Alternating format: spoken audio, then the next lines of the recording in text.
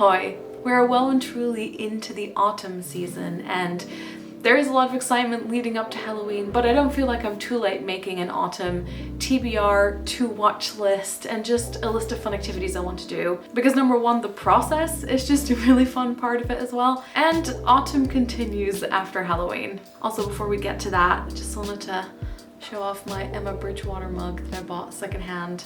I think it was brand new, but I bought it off of eBay, which is Halloween themed. I was trying to get a pumpkin mug, but it just doesn't seem possible in the UK. It seems like a US thing. So I just got a mug with pumpkins on it. There's not many things to get excited about at the moment, so this is a highlight for me. So over the last few days, I've been kind of trying to figure out what books I want to read, pulling them from my bookshelves, researching films, thinking of some activities, and doing some crafts as well. So let's get to it.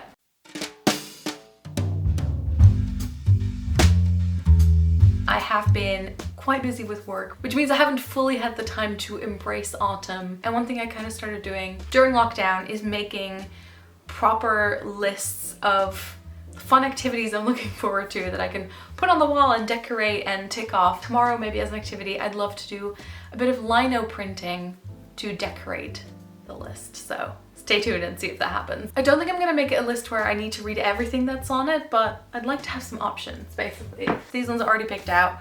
Big contenders. Shirley Jackson's Dark Tales, short stories by Shirley Jackson. Then I have two rereads I really like to do, two graphic novels, both by Emily Carroll. This is Through the Woods, short stories, and then this is When I Arrived at the Castle. It's quite a short one, which is a bit more recent. And this one, I think I've only read once, maybe I've reread it. It is creepy, it is inspired by folk tales and historic stories and fairy tales. And I just love it so much, and it's perfect for Halloween. I'm not really doing like a recommended Halloween reads a video this year because I have done so many of them over the years. I've done a video with Lex about our favorite Halloween films.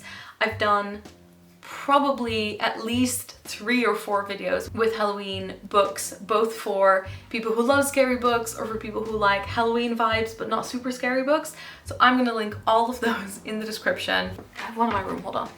These were already on my nightstand. So I have Cemetery Boys by Aiden Thomas, which is brand new, just came out. Then there is the one I just finished reading, Emily Dickinson, My Life Had Stood a Loaded Gun, poetry, mainly about death.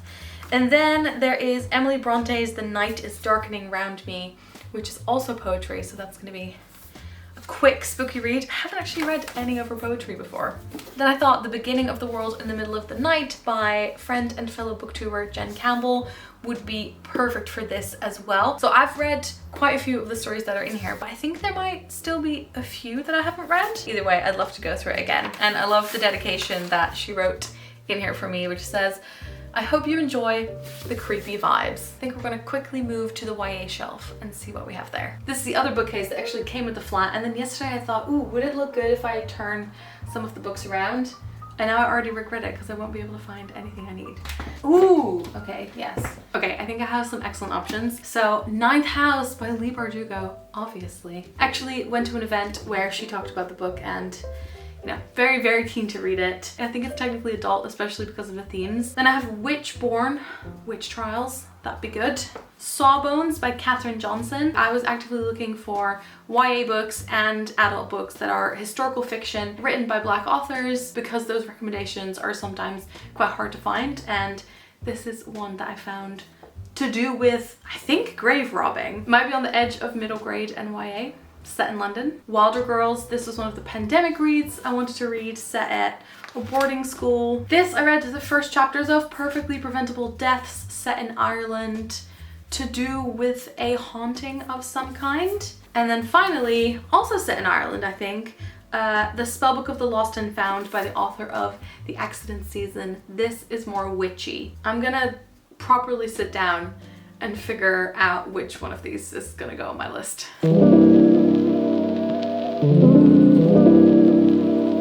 Hi, I'm obviously filming this video at different times in different locations, but right now I'm gonna pick the films for the list. Halloween to watch. I love scary films. The scarier the better. I spent my whole teenage life watching horror films and thrillers every Friday and Saturday when I babysat with a friend. A bunch of classics that I have seen, loads of them where I've only seen the remake. There's a lot of options to go for. I've seen Get Out quite a few times, but I'd love to rewatch Us. I really want to rewatch It Follows. I saw the trailer for Scary Stories and that looked quite good. Maybe like a little bit cliche, but like, you know, in a good way. I think that's one that Guillermo del Toro is involved in as well, which is a good thing. Oh, I've never seen the original Halloween, and I think we're planning on watching that with a bunch of friends, so putting that on the list. I watched The Exorcist a few months ago, which did not enjoy very much. I have rewatched Silence of the Lambs pretty recently. I've never watched Psycho before. I'm gonna put that on the list. Ooh, Hereditary. Okay, so in the video I did with Lex, which I'll link above, which we did 2 years ago, talking about films we recommend, I talked about The Village, which I do love. Maybe I will put it in. I'd like to rewatch that. There's another Guillermo del Toro one that I really want to rewatch. It's Crimson Peak, which has Tom Hiddleston, Jessica Chastain, and Mia, oh what's her name? Mia Wasikowska? I'll find another list. Best Halloween movies. There is only 11 days left before Halloween, but that's fine.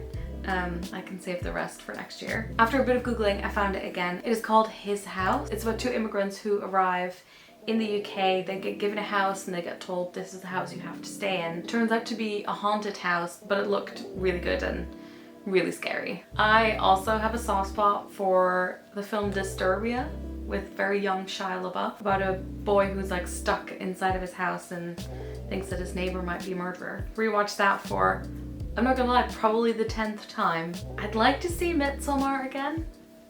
Not sure I can convince Jer to watch that one again. Okay, I think I'm ready to actually start creating the physical list now.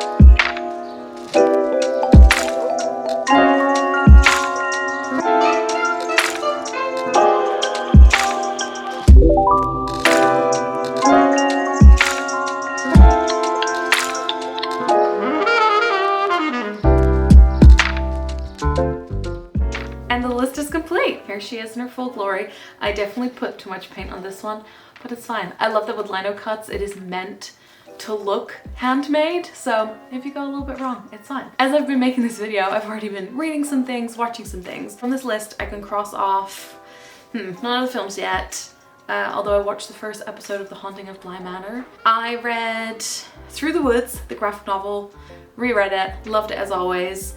I'm halfway through The Beginning of the World in the Middle of the Night, and I read When I Arrived at the Castle, which is a very short read. That's it so far. I am just gonna put this on my wall and enjoy having it there. Oh, some of the activities I put in, by the way, which I haven't talked about yet. Make pumpkin pie, do some embroidery, make apple pie.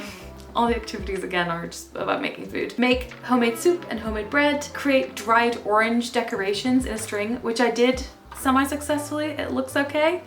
I don't know how much longevity it has because I didn't quite do it right. And read outside, which someone suggested. So I think if there's a day where it's a little bit sunny, I'm gonna do that as well. I hope you enjoyed getting a little peek into how I pick what I read and watch and how much I enjoy making lists. If you're doing something like this yourself, I would of course love to see it, or let me know down below if you're reading or watching any of the same things that I am. And I'm also currently filming an autumn reading vlog, which will also cover like the days leading up to Halloween, so you'll be seeing that soon. All right, thank you so much for watching. Doei!